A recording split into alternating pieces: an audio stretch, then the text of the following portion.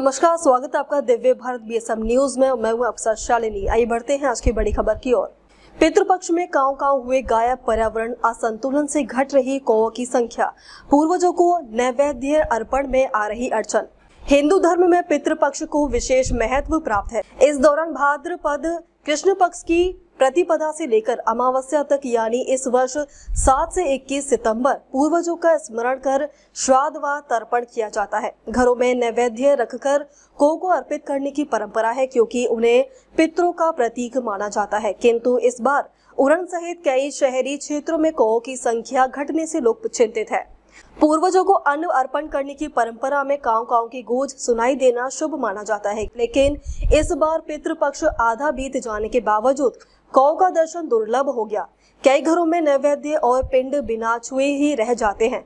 ग्रामीण क्षेत्रों में थोड़े बहुत कौए दिखाई देते हैं, पर शहरी इलाकों में उनकी उपस्थिति नगण्य है।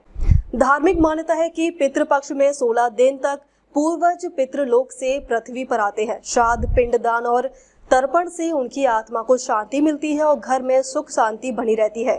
किंतु कौओं की ना दिखने से यह प्रश्न उठने लगा कि आखिर वे कहाँ गए। पर्यावरण असंतुलन बना वजह। पशु पक्षी मित्र तथा केयर ऑफ नेचर संस्था की संस्थापक अध्यक्ष राजू मुंबईकर ने बताया कि शहरी क्षेत्रों में तेजी से विकास कार्य, औद्योगिकीकरण और वनों की कटाई के कारण पक्षियों की आश्रय स्थल नष्ट हो रहे हैं। इसके अलावा मोबाइल टावरों की रेडिएशन से भी कौओं के समेत कई पक्षियों की संख्या घट रही है। मुंबईकर के अनुसार भविष्य में यदि समय रहते उपाय नहीं किए गए तो कौओं सिर्फ फोटो, मोबाइल और किताबों में ही दिखाई देंगे, वास्तविक जीवन में शायद ही मिले।